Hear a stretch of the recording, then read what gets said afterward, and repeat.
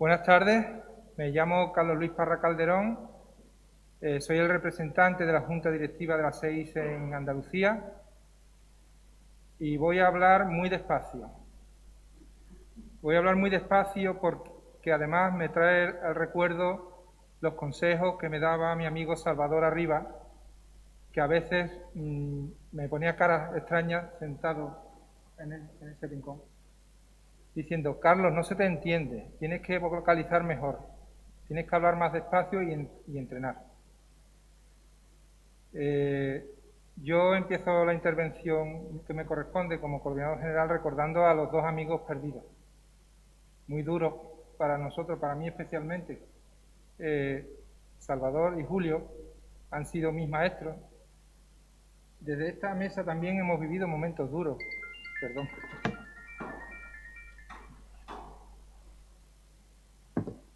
Con la pérdida de otros compañeros de la SEIS, mi propio jefe y amigo Jaime Nieto, antecesor mío.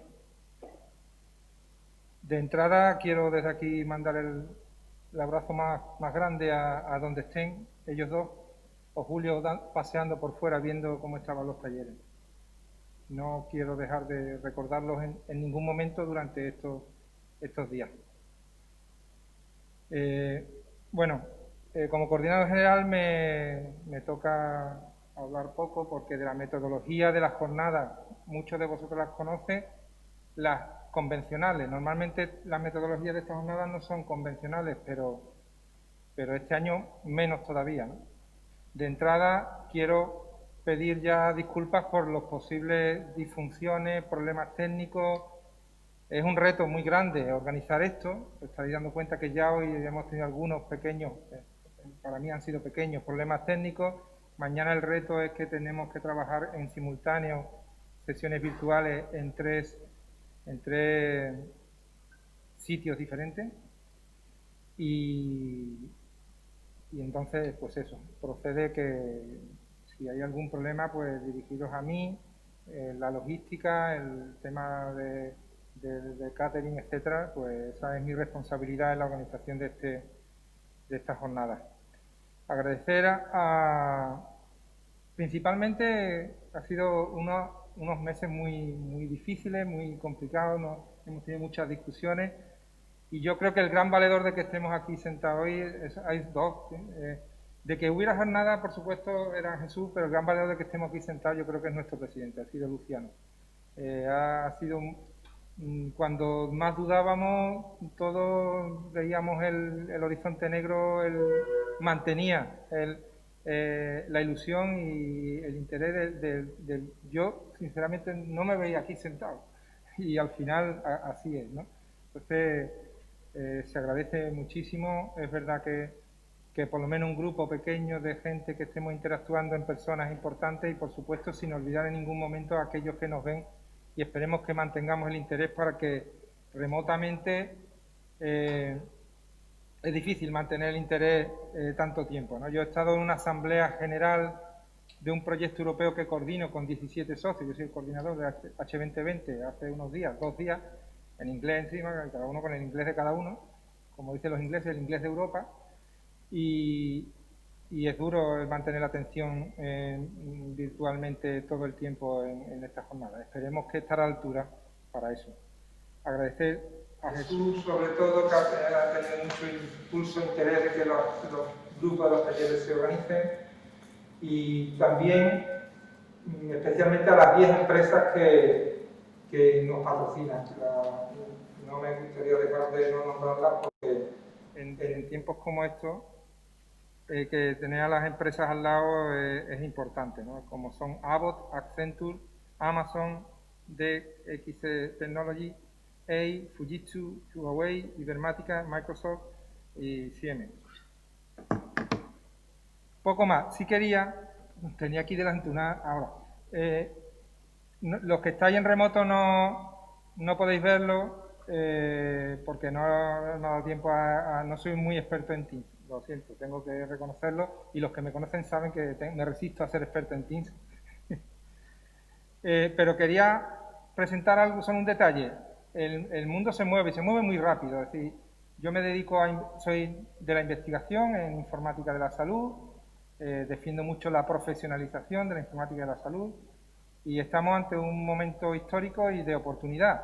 Y estoy muy ilusionado con las expectativas que se nos abren, lo que ha contado el secretario, lo que ha contado Juan Fernando y también Gonzalo de Instituto Salvador III nos va a contar cosas muy interesantes. Pero quería deciros que ya es una realidad, por ejemplo, en Estados Unidos ya existe con todos sus problemas, que los tienen y importantes y son evidentes, tienen una capacidad de hacer cosas realidad y de ponerse, de sociedad civil, de ponerse de acuerdo, y esto se lo escuchaba a Lola hace muchos años, la capacidad de Estados Unidos como sociedad civil de movilizarse, así después ganan la guerra, ¿no? También, ¿no? Pero bueno, es otra historia.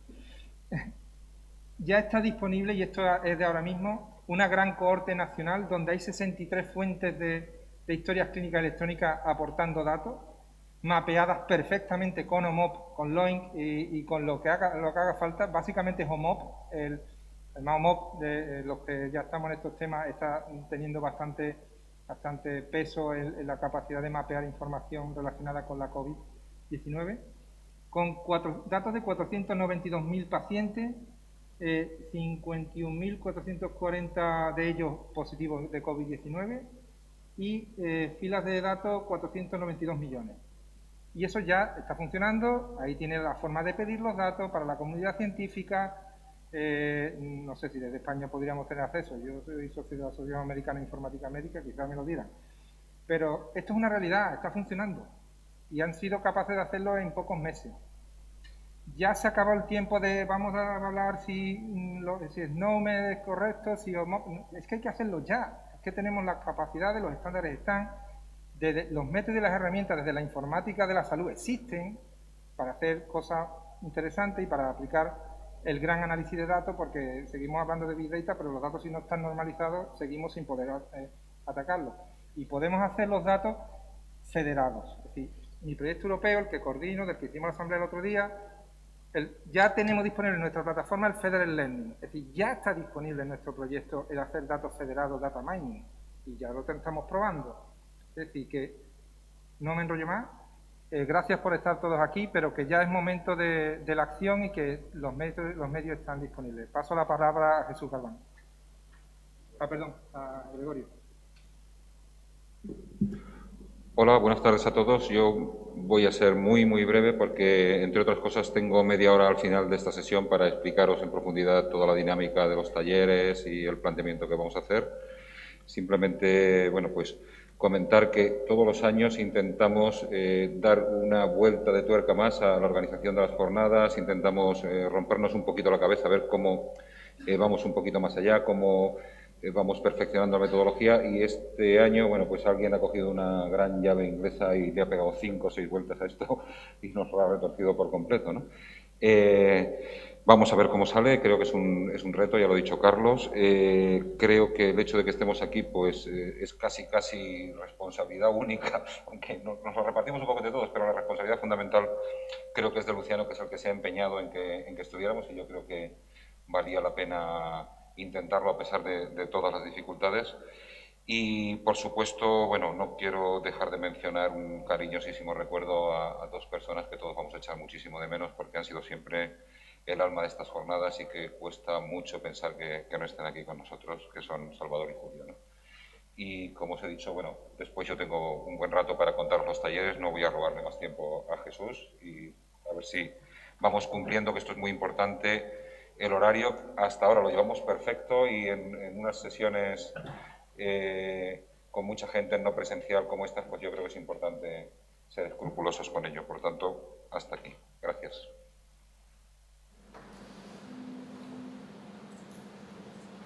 Bueno, seré muy austero en las presentaciones porque también es lo que probablemente querían de nosotros las personas que nos han precedido, y porque como solo tenemos un único tiempo se trata de aprovecharlo de la mejor manera posible. A ver si le doy al... ¿Ya se ve bien?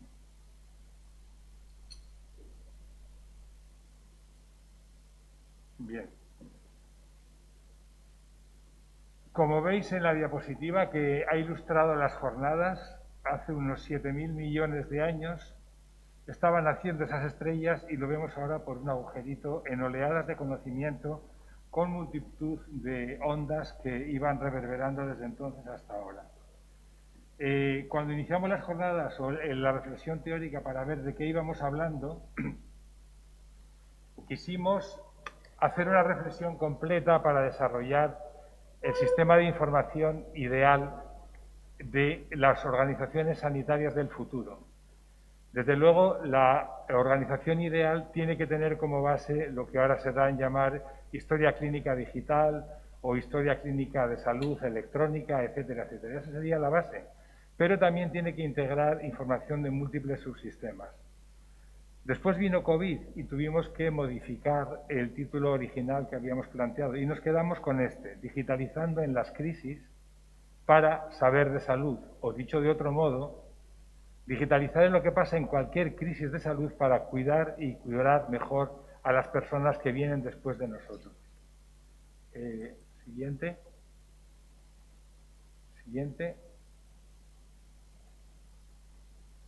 Sabéis que acostumbro a poner una foto de amaneceres en estas jornadas y esta es una de las fotos que pude hacer mientras estaba preparando esta presentación. Yo creo que no admite muchos comentarios. Está lloviendo mucho y estamos interpretando esta lluvia. Esta es otra foto de la crisis que estamos viviendo.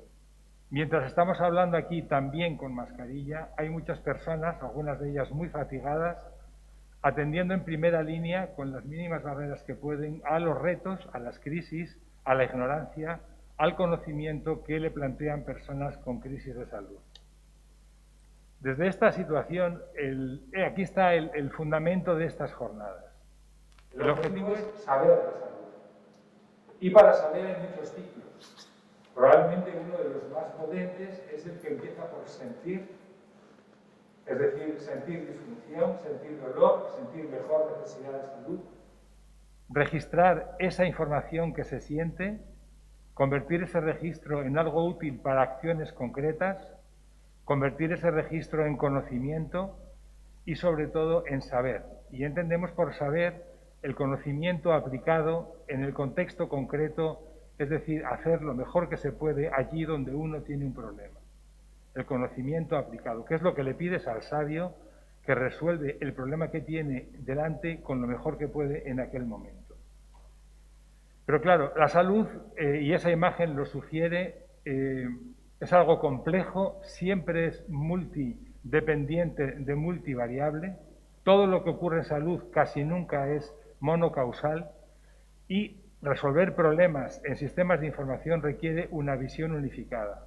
Visión unificada tanto para las tecnologías que hay que emplear como para aplicar la mejor tecnología al problema que tenemos. Tenemos multitud de tecnología, muchas maneras y muchas perspectivas y muchos intereses para abordar los problemas que tenemos delante y la ejecución no va a ser de una sola manera, va a ser una ejecución autónoma y descentralizada. Y este es el reto permanente que tenemos todos, lograr una visión unificada de lo múltiple y de lo complejo para llegar a acuerdos, como decía antes Carlos, que permitan hacer una ejecución eficaz.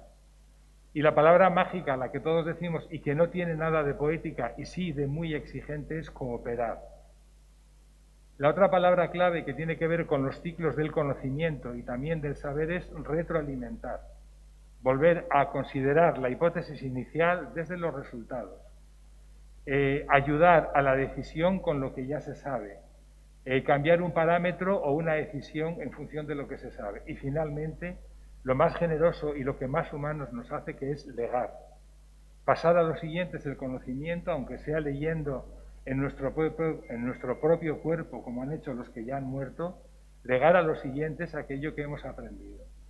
Es lo que está puesto. Hay una fase de convergencia de conocimiento que solo se establece compartiendo estándares y hablando el mismo idioma y que luego se expande como esa semilla que hay de una manera multidimensional. Y todo esto hay que documentarlo.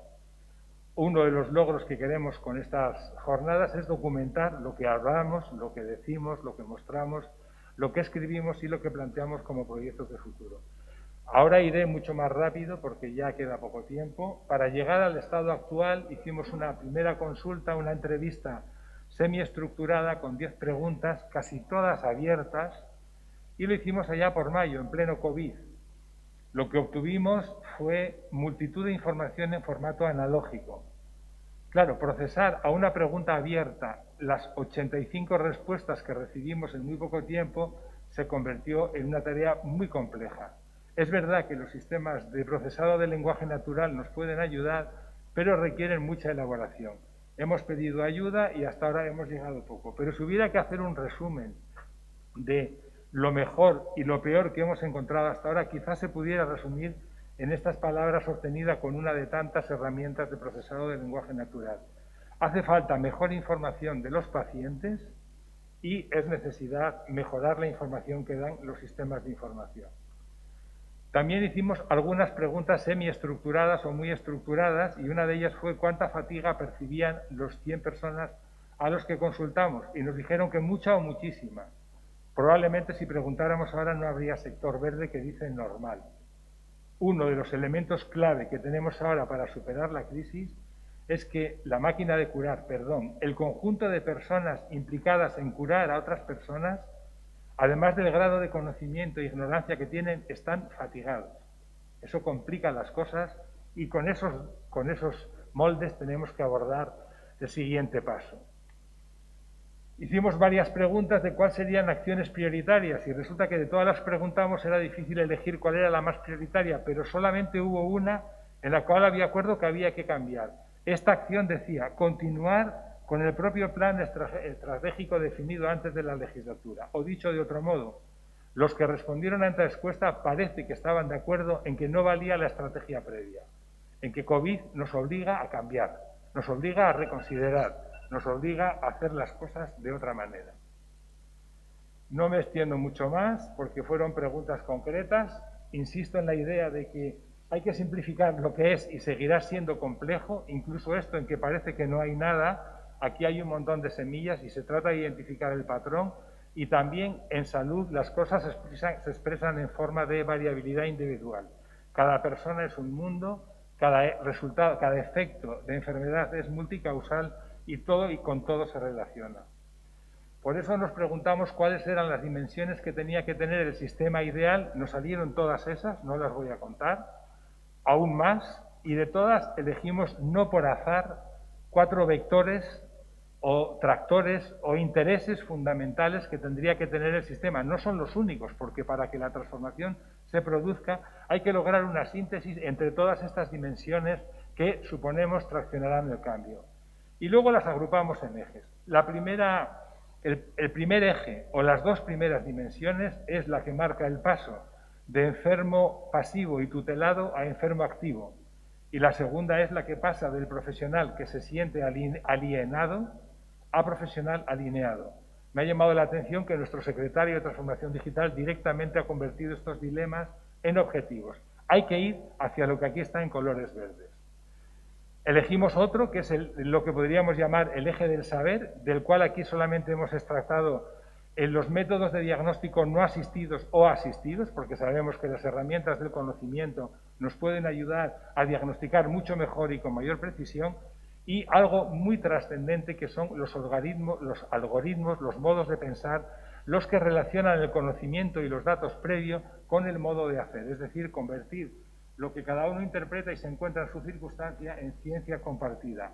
Y finalmente, como no podía ser de otra manera, el otro eje, que hay más, pero el otro eje es el de las tecnologías de la información, que es a lo que nos dedicamos en este grupo.